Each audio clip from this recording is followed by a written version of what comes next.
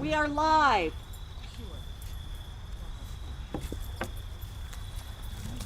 I have a copy of Brooklyn's for everybody, and we'll make these available in the congregation too. And also Maddie, you have yours. Yeah. Okay, excellent. I figured you didn't need your own.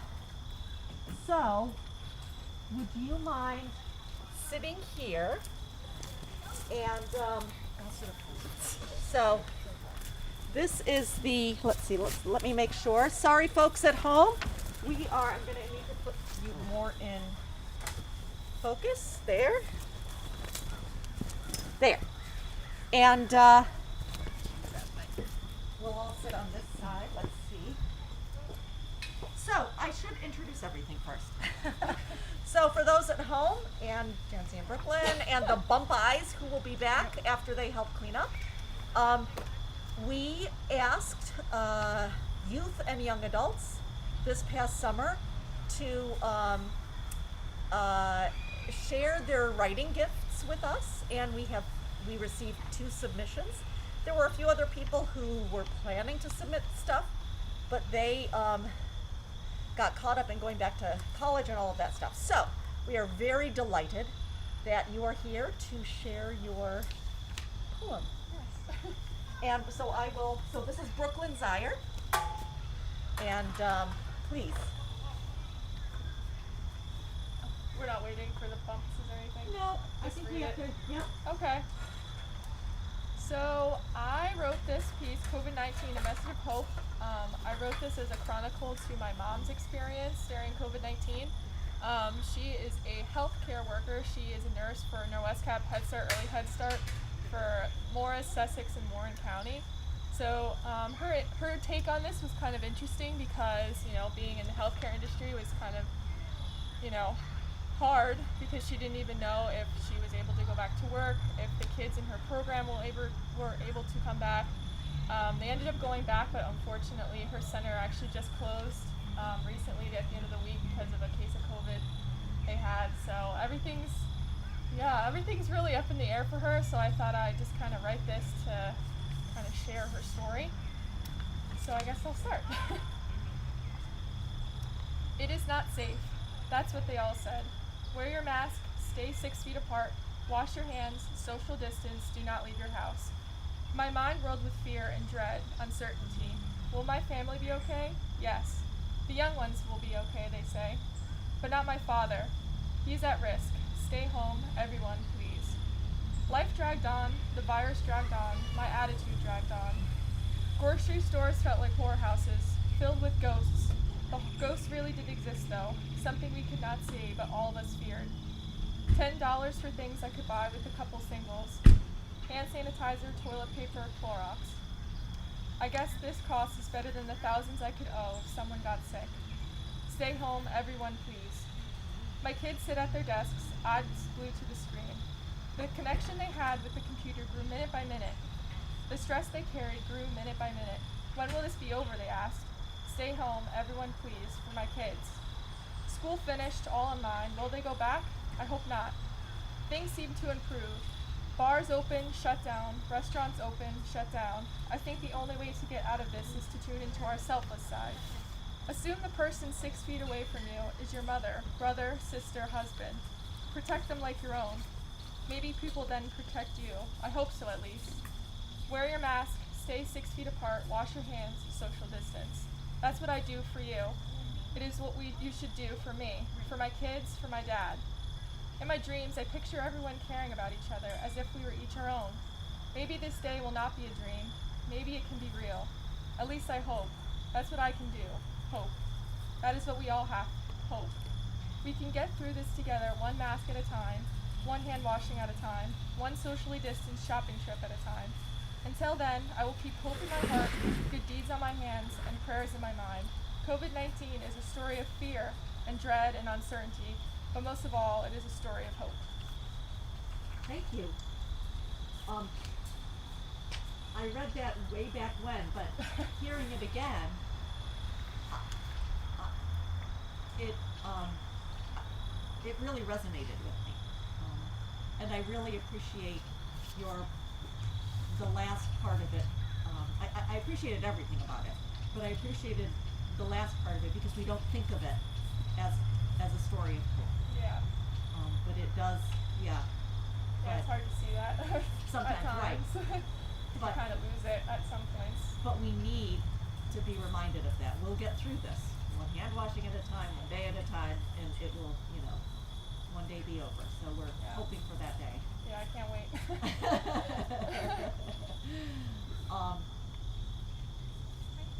Questions? Anything strike? No, I think the biggest thing, I know Brooklyn's grandfather quite well, I know Pop really well. And I think what people forget sometimes is the people most at risk are the ones that we don't see every day, and why it's so important to still be safe, wash your hands, wear your mask, because if someone takes it home, the people that we never see who are the most at risk, who aren't leaving the house, Yeah. aren't going anywhere, can be dead. And I think we lose sight of that as when people get together.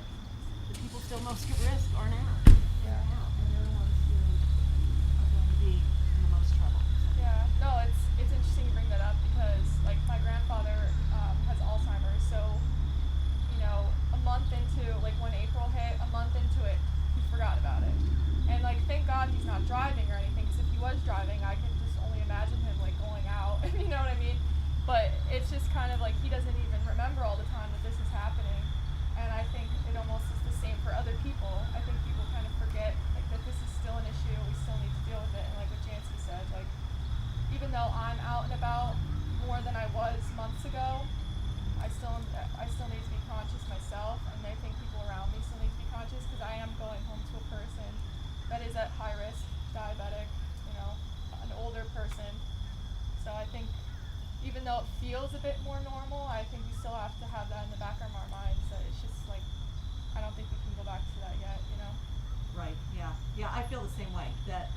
And we've had a false scare, but my husband, who probably does not wish that I share this, but woke up in the middle of the night one night and had a fever and had the chills, and it ended up he was fine.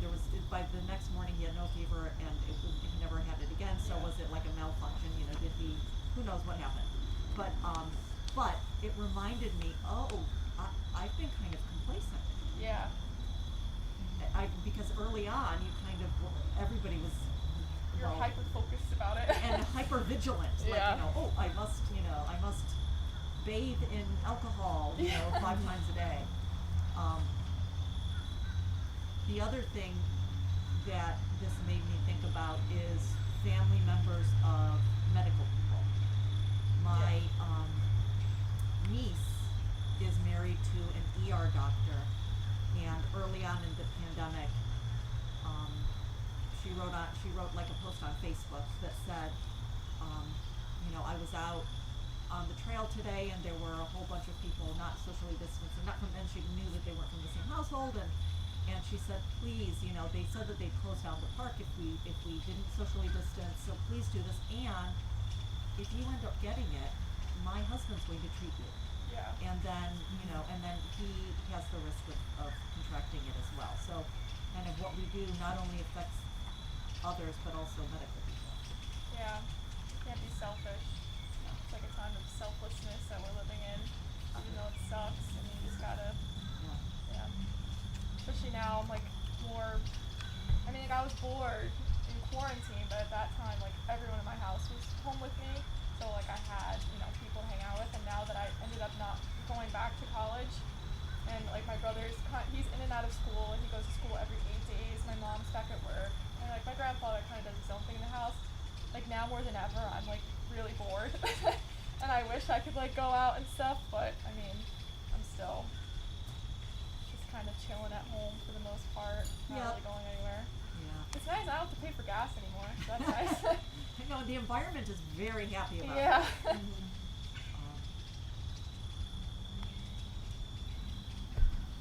The other thing that I think about are when people of different religions, and I'll say particularly Christianity, talk about this as a religious right, that we should be able to meet, and don't have to wear masks, or there shouldn't be any limitations. my thought is, what's far more important than religious rights, which, by the way, you can always worship virtually. So there's not, the government has never said you cannot worship. Yeah. That's what the issue is, if you cannot worship. But shouldn't we be thinking about our neighbors and loving the neighbor as the self? You know, Jesus teaching about that versus my right. It really kind of, and I know that some people really don't like government to tell them what to do, and some people more so than others. But if we can kind of frame it in terms of loving the neighbor versus what's my rights, I think that that can be really helpful. Yeah, How we and frame it. I think this is like more of a time for independent growth. Like we've all been having a lot of time to ourselves in a lot of regards. And I think like if you're unable to come and worship as like a group, which is, unfortunate because we're all used to that. I've grown up doing that. I think it's like almost like an opportunity given to us to reflect on our own personal faith and be able to have more like solitary moments with God and just kind of, you can almost use that to your advantage in a way. Because you don't always get those moments to yourself. Like we live in a really busy world. Everybody's doing something, and I know church is something we can come to, but maybe it's the time we can come to it just as ourselves and be on like a more personal level with everything in our faith. I think. And some people have said that they actually, so one of my friends who is an introvert, not an extrovert, and doesn't like mingling with people, she doesn't go to this church, by the way. She said, I love this because I can just go to church. Well, she goes physically to church and leaves. She's like, I don't have to mingle with people. It's great. I wish I could do this all the time.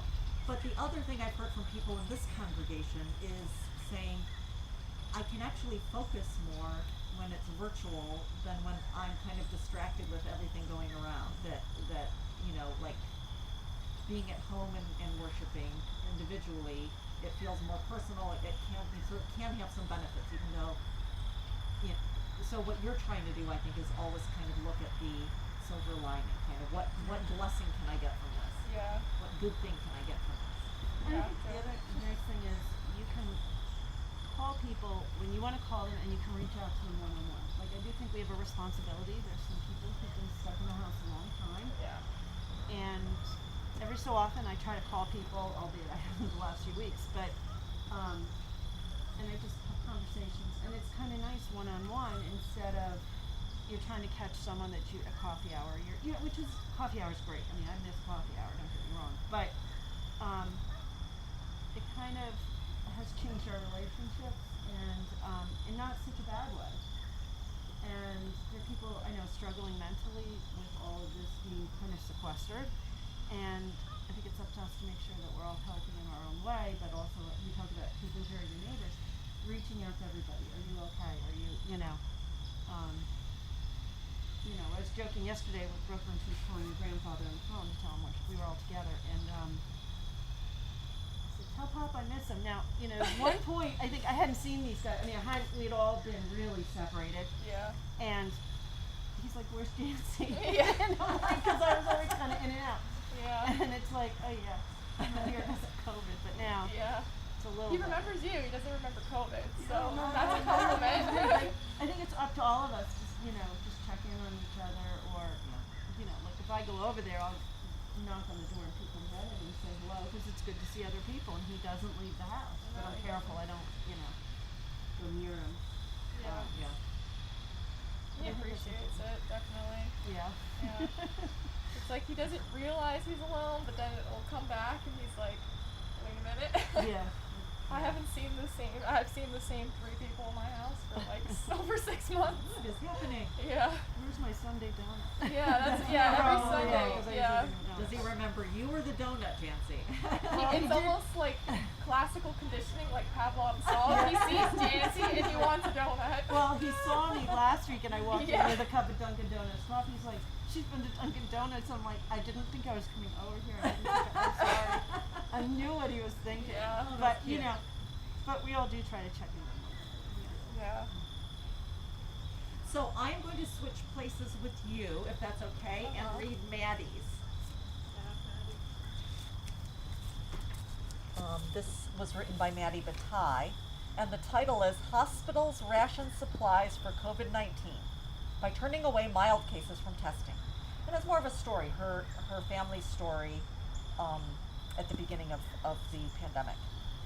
The hospital which turned away my sister for COVID-19 testing has led my family to complete isolation during social distancing. 4 weeks out, everyone is healthy again, and things are becoming the most normal they've been for a while. My sister, suffering with COVID-19 symptoms, went to Hackettstown Hospital in northern New Jersey to get tested. After an hour and a half of vital exams and numerous questions from several doctors, they sent her home. She never got tested.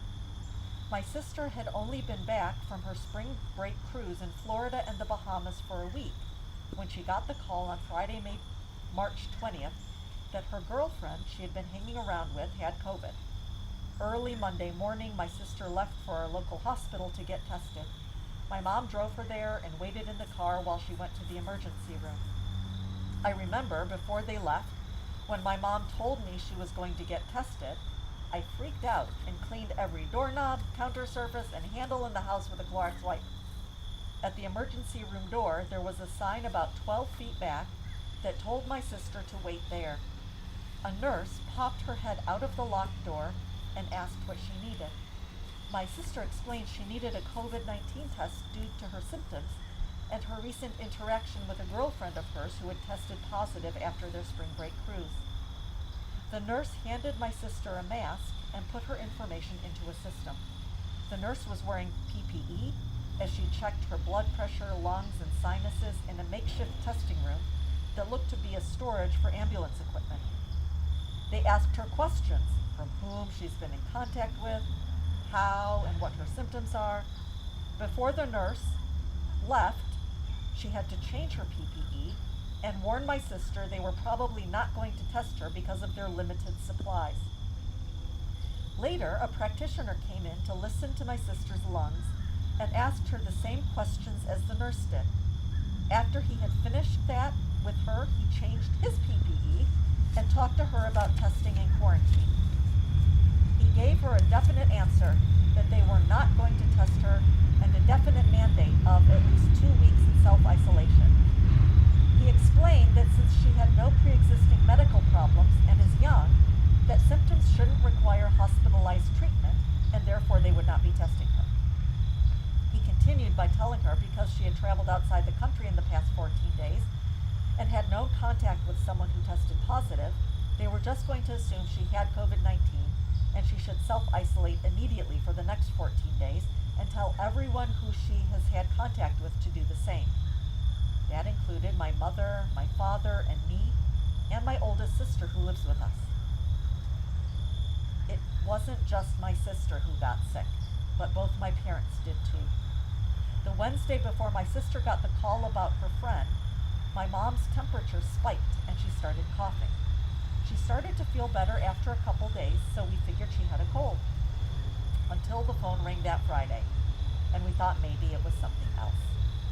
Sunday, my dad and I drove up to Rhode Island to move myself out of the dorms.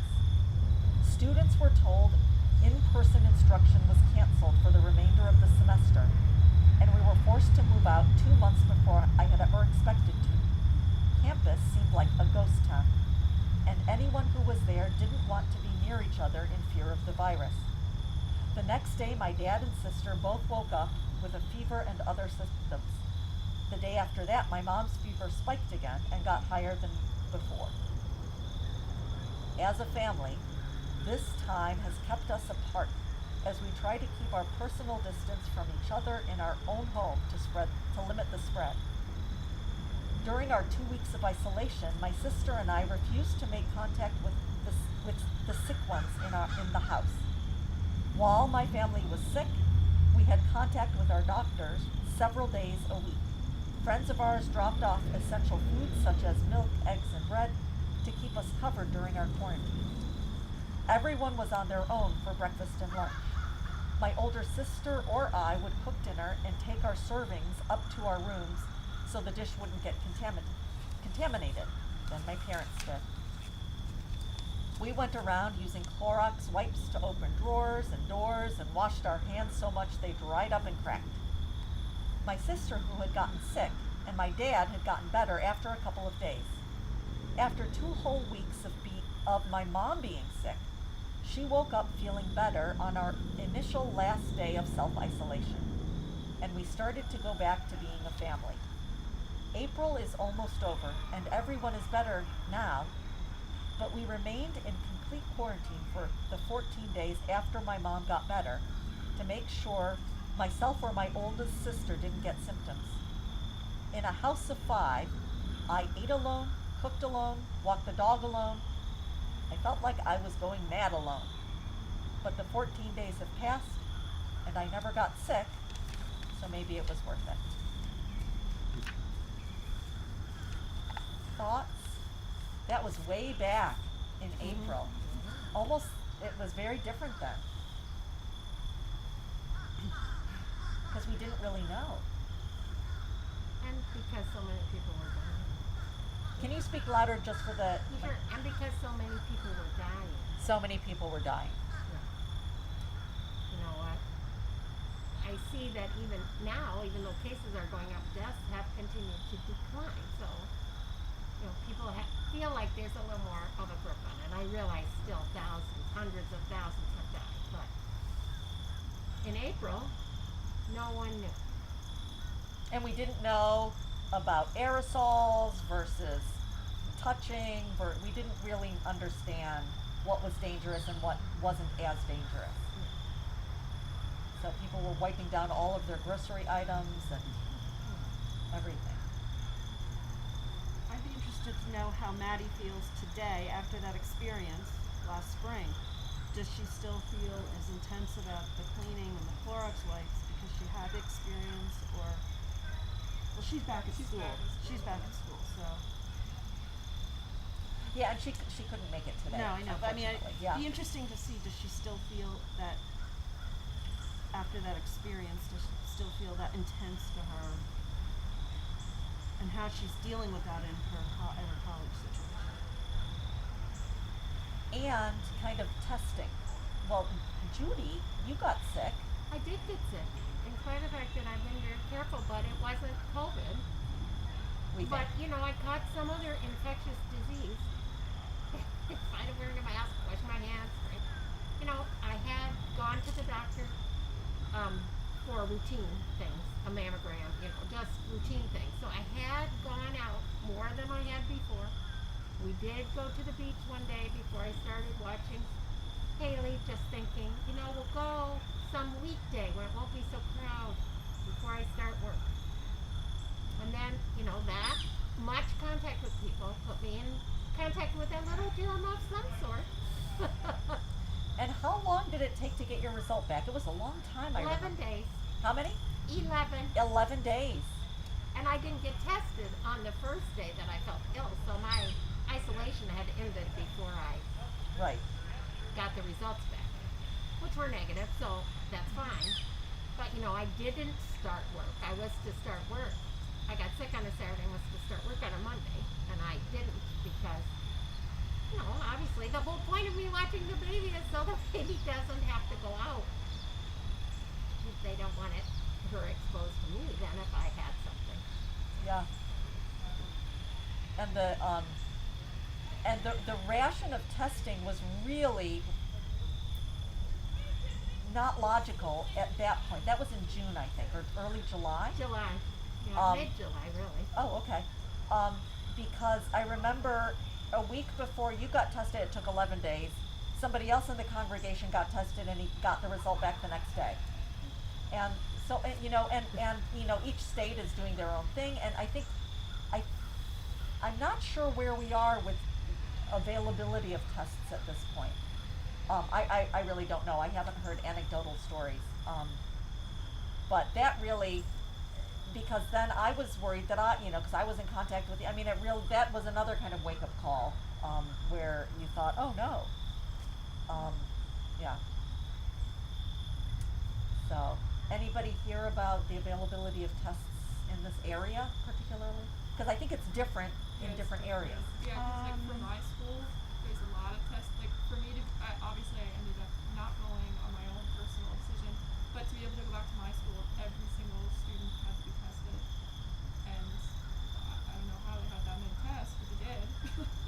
So I think I saw, I know both my godparents got tested like 2 weeks ago and they got results well, not immediately, but they had the blood work done and now see, that's another story, and interestingly enough, they never left the house. They both got tested and they said they had the antibodies, they had it. Huh. And I thought, well, I was bringing you your groceries, like, what does that mean? I mean, I was never in their house. Right. I literally left it at the end of the garage and walked away. But, they got the results back within days. But I think I've seen, advertisements from the Media Care Clinic in Chester that they have the test. Cause they were also saying, I think that they had flu shots, but maybe I'm wrong. Yeah, but see, we went to CVS, and so Right. they have the test. It's not having one necessarily. It's Where they send getting it. it processed. Yeah. At that time, there was a real shortage in July of pipettes and this and that, just ancillary things you need to run the test. Right. And I don't know how that is going. I do know that some campuses, Cornell, where Tim and Megan go, they're doing their own. They have a vet school, and so the vet school lab is just devoted to testing, and they do tons of testing. If you're an undergrad on campus, twice a week.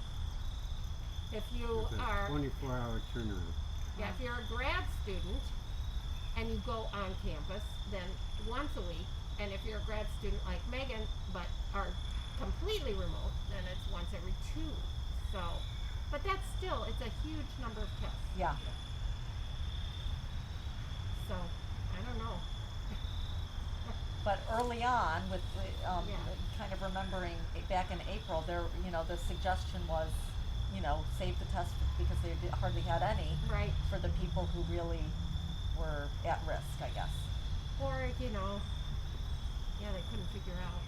Yeah. And essentially they said, boy, if you've got it, stay home unless you can't breathe and then go to the hospital. During the first wave, right? In New Jersey and New York, that was kind of, unless you need hospital care, it doesn't matter if you have it or not. Stay home, isolate.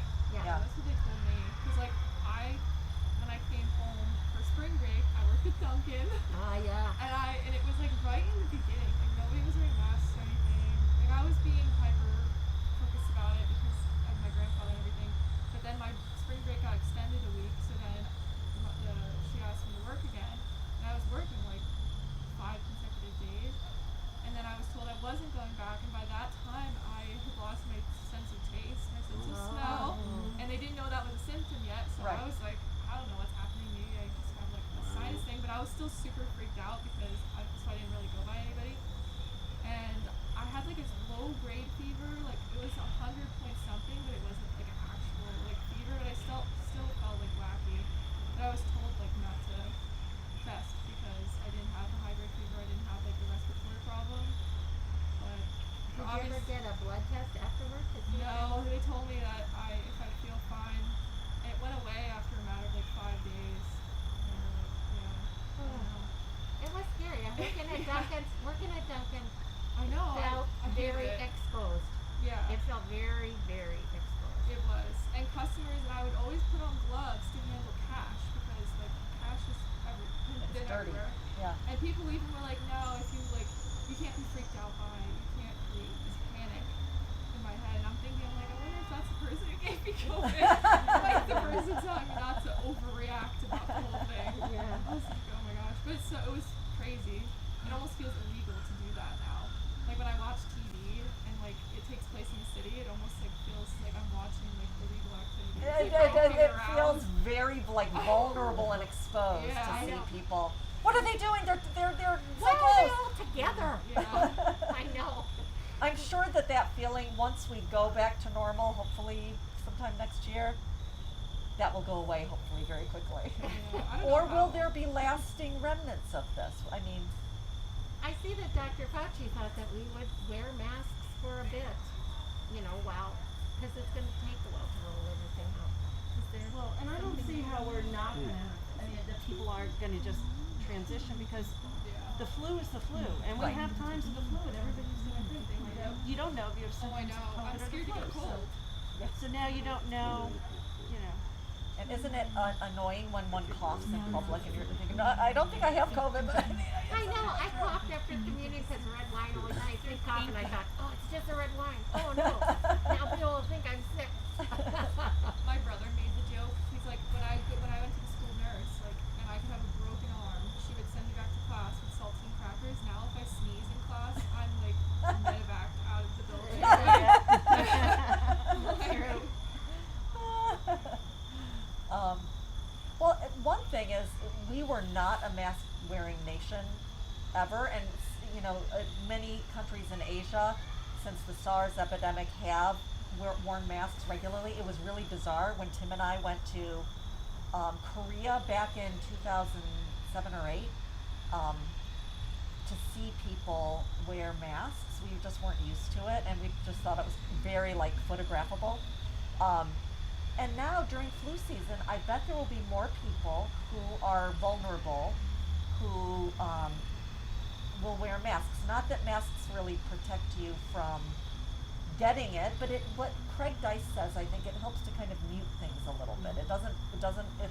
It really, what a mask is for, obviously, is to, if I have it, it prevents other people from getting it. That's the real purpose. But still, every little bit might help, so. Did we miss you talking about yours from? Yes, it was very good. It's okay. It's up here if you Yes. want to take it home. It's very, you Oh, read I it already. And Yeah, I so moved Brian here read it first. too. Yeah, So. and I was really thrilled to have you guys just sort of encapsulate this time and tell what it was like, because people will not remember. Yeah. So it's good. It's living history for Yeah. sure. Yeah. Any other comments, thoughts, questions to share?